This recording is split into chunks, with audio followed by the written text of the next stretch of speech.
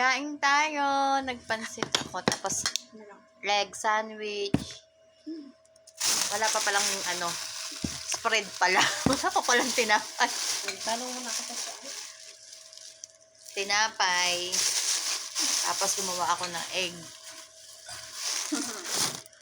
Na palaman.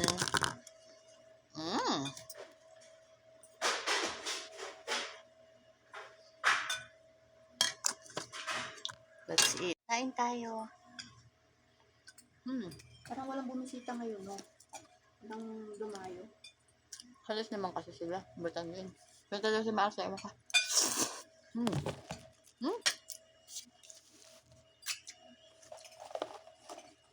Yung inipong kong balot ng manok. Pinirito ko na siya. Ba? Mala. Sausaw mo yun dun, oh. Hindi naman marami. Ito lang. Parang naano lang ba? Nasabit lang. Sabit lang siya. Marami na ako yung 8 corn, kaya pinirito ko na siya. Nilaga mo muna siya? Hindi. Pinagmantika ko siya. Kasama na tubig niya. Bakit pag gumawa ko niyan? Pinatanggal ko lang yung mantika pero nasusunog, nangingitim. Nalalagay ko lang kasi siya. Pusa ko siya pinagmamantika, hindi ko siya nilalagyan ng mantika.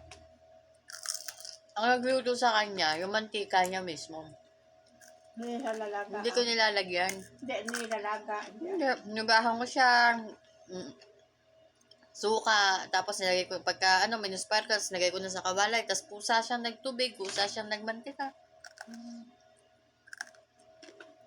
Mantika niya nga yan eh. Tapos, lalagyan mo pang mantika. Hindi ko yung mantika niya para pagka naggisa ako.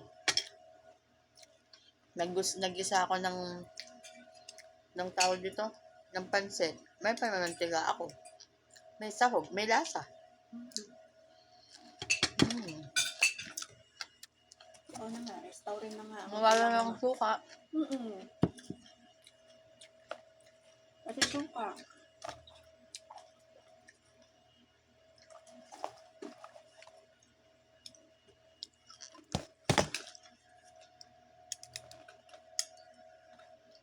Balat ng manok na may sibuyas na may konting balat ng manok pala.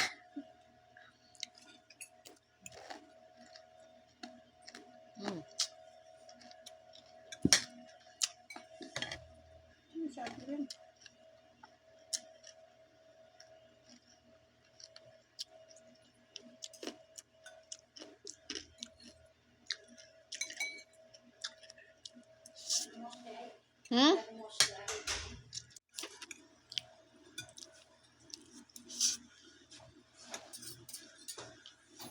Ano ba dahil pinainit mo sa Kaya mo lang siya dam. Ano yun? Sabaw? Sabaw. Sabaw ng manok.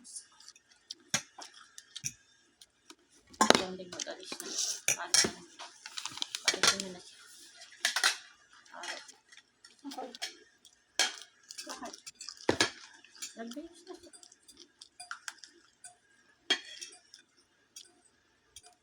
Ano oras kayo magdating siya gabi? Alas 12. Ayot yung ginam.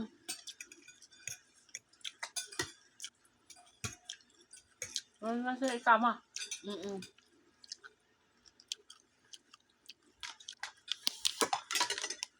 Alam naman yun. Ano na yan?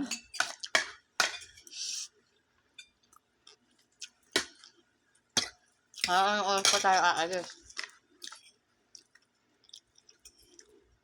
Palapasin kayo? Palapasin kayo? Pwede akong pera bukas. Ako ngayon.